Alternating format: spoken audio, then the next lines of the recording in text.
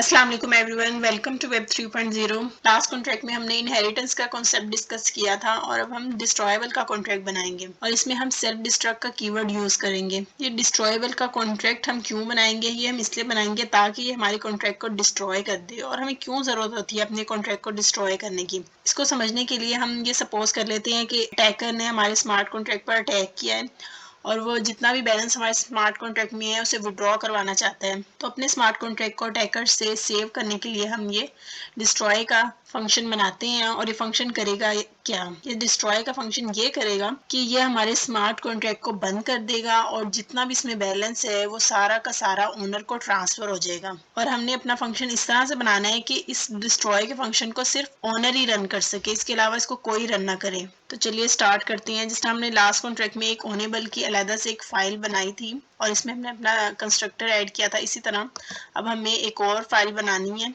डिस्ट्रॉयबल के लिए। तो हम कॉन्ट्रैक्ट में जाकर एक नई फाइल बना लेंगे, इसका नाम डिस्ट्रॉयबल ही रख लेते हैं।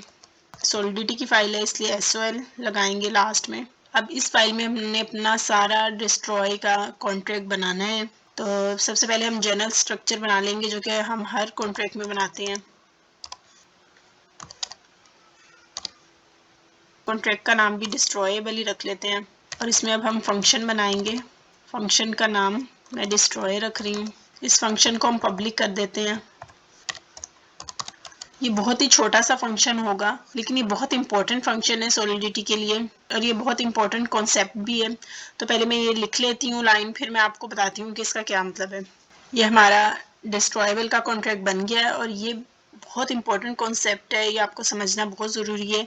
तो इस फंक्शन में मैंने सबसे पहले एक वेरिएबल बनाया है। इस वेरिएबल की डाटा टाइप एड्रेस है क्योंकि इसमें मैंने एड्रेस को डिफाइन किया है। बेसिकली मैंने ये एड्रेस के लिए वेरिएबल बनाया है जिसका नाम मैंने रिसीवर रखा है शॉर्ट में, और इसमें मैंने रिसीवर msg.sender को रखा है। इसकी वजह ये है कि फंक्शन करेगा ये कि जब भी ये फंक्शन एग्जीक्यूट होगा तो जितना भी बैलेंस स्मार्ट कॉन्ट्रैक्ट में है वो msg.sender के पास चला जाएगा। और आप जानते हैं कि msg.sender ग्लोबल वेरिएबल होता है, ये वो होता है यानी कि जो भी स्मार्ट कॉन्ट्रैक्ट को या फंक्शन को जो एग्जीक्यूट करता है वो msg.sender होता है। और आपको पता है कि हमने अपनी ओनेबल की फाइल में msg.sender को ओनर डिफाइन कर दिया था, तो हमारा जो msg.sender है वो ओनर है। तो ये फंक्शन जब भी रन होगा वो सारा बैलेंस msg.sender को ट्रांसफर हो जाएगा। और पेएबल का कीवर्ड हमने इसलिए लगाया है क्योंकि स्मार्ट कॉन्ट्रैक्ट में जब भी आप कोई अमाउंट रिसीव करते हैं, कुछ डिपॉजिट करते हैं, तो आपको पेएबल का कीवर्ड आपको लगाना पड़ता है। ये हमने पहले भी डिटेल में डिस्कस किया हुआ है।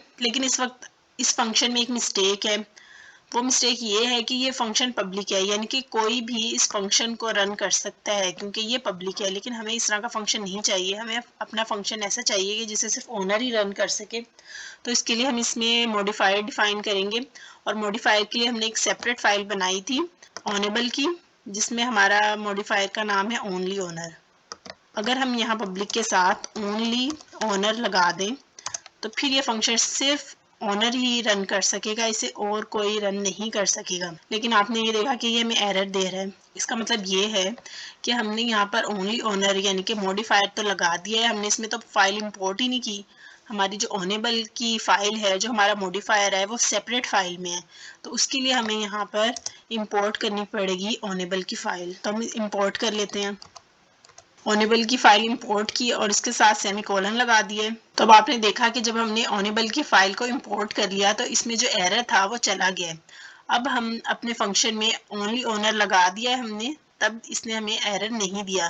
पहले हमें खाली ओनली ओनर लगाने पे ये हमें एरर दे रहा था क्योंकि हमने फाइल इंपोर्ट नहीं की थी। अब हमने ऑनेबल की फाइल इंपोर्ट कर ली है, इसलिए ओनली ओनर को जब हम यूज करेंगे तो ये हमें एरर नहीं देगा। आपको ये फंक्शन समझ आ गया होगा कि ये सिर्फ ओनली ओनर ही रन करेगा और जब भी ये फंक्शन रन होगा तो सारा का सारा बैलेंस रिसीवर यानी कि msg.sender के पास चला जाएगा। अब हम अपने बैंक के कॉन्ट्रैक्ट की तरफ आ जाते हैं। अब हमें अपने बैंक के कॉन्ट्रैक्ट को भी बताना पड़ेगा डिस्ट्रॉयबल का फंक्शन, क्योंकि सारा काम तो हमारे बैंक में हो रहा है। डिपॉजिट, विड्रॉल, सारे फंक्शन हमारे बैंक में है और हम इस वक्त बैंक के कॉन्ट्रैक्ट को ही कंटिन्यू कर रहे हैं और हमने अपने बैंक के कॉन्ट्रैक्ट को सेव करना है। इसलिए हमें इसे बताना पड़ेगा कि डिस्ट्रॉय का फंक्शन सिर्फ ओनली ओनर चला सकता है और किसी भी अटैकर से अपने कॉन्ट्रैक्ट को सेव कर सकता है। तो इसके लिए हमें क्या करना है कि इसके लिए हमें एक फ़ाइल इंपोर्ट करनी है डिस्ट्रॉयबल की, क्योंकि हमने डिस्ट्रॉयबल की सेपरेट फ़ाइल बनाई है, इसलिए हमें इसे भी इंपोर्ट करना होगा। जब भी आप फ़ाइल को इंपोर्ट करें तो आपने स्पेलिंग का ध्यान रखना है, एक भी स्पेलिंग गलत होगा तो मिस्टेक आएगी।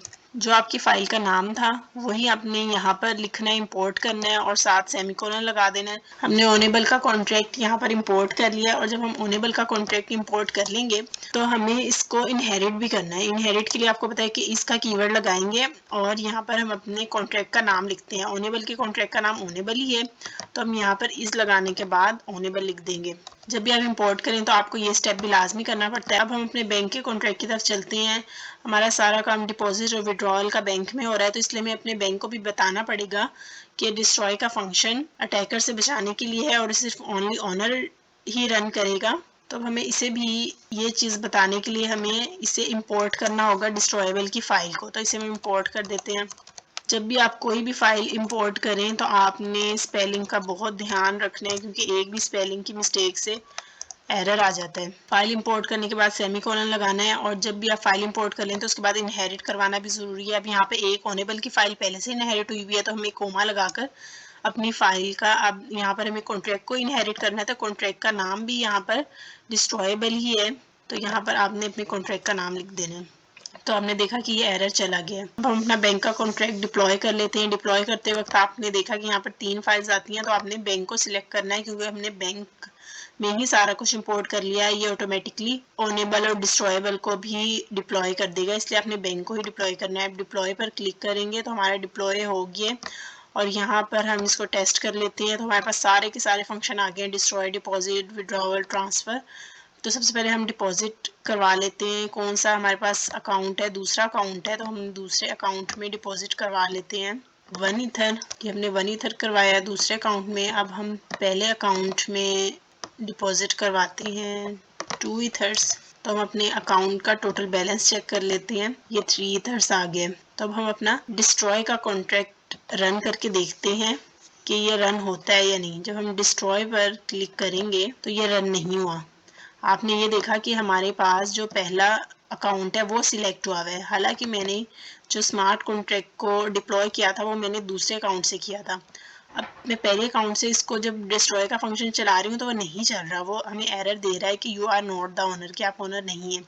तो मैं दूसरे अकाउंट को सिलेक्ट कर लेती हूँ और अब मैं डिस्ट्रॉय का फंक्शन चलाती हूँ, तो इसने इस फंक्शन को रन कर दिया क्योंकि ये ओनर था। अब हम टोटल बैलेंस चेक कर लेते हैं। अब हमारा टोटल बैलेंस 0 हो गया है, तो इसका मतलब ये है कि जितना भी हमारे पास जो 3 ईथर्स थे वो हमारे विड्रॉ हो गए हैं और वो ओनर के पास चले गए हैं। अब ओनर का बैलेंस कितना हो गया, 99, यानी कि हमने जो 2 ईथर्स इसमें डिपॉजिट करवाए थे फर्स्ट वाले अकाउंट में वो भी इसके पास आ गए हैं। तो आपने देखा कि डिस्ट्रॉय का फंक्शन किस तरह रन करता है। ये बहुत ईजी है, बहुत छोटा सा कॉन्ट्रैक्ट है लेकिन बहुत इंपॉर्टेंट है। और एक दूसरी चीज़ मैं आपको बता दूं कि आपने जब डिस्ट्रॉय का यहाँ पर आपने फाइल बनाई और इसमें ओनेबल आपने इंपोर्ट करवाया, तो अब आपने बैंक में भी आपके पास पहले से ओनेबल इंपोर्ट है और डिस्ट्रॉय में भी आपने इंपोर्ट किया हुआ है। तो अगर आपने बैंक में जो ओनेबल को इंपोर्ट किया है इसको आप कमेंट कर दें। अब इसका कोई यहाँ पर इफेक्ट नहीं होगा, लेकिन क्योंकि ये डिस्ट्रॉयबल के पास पहले से आप इम्पोर्टेड है तो आपको इसमें दोबारा इसको इंपोर्ट करने की ज़रूरत नहीं है। आप इस तरह से भी इसको चला सकते हैं क्योंकि ऑलरेडी वो डिस्ट्रॉयबल में इंपोर्ट है और डिस्ट्रॉयबल को आपने बैंक में इंपोर्ट कर लिया, तो वो ऑटोमेटिकली दोनों फाइल्स उसमें इंपोर्ट हो गई हैं बैंक के कॉन्ट्रैक्ट में। उम्मीद है आपको डिस्ट्रॉय का कॉन्सेप्ट समझ आया होगा। नेक्स्ट वीडियो में हम और भी इंपॉर्टेंट टॉपिक्स लेकर आएंगे सॉलिडिटी से रिलेटेड। तो इस वीडियो को लाइक कीजिए, चैनल को सब्सक्राइब कीजिए और अपना ख्याल रखिएगा। अल्लाह हाफिज़।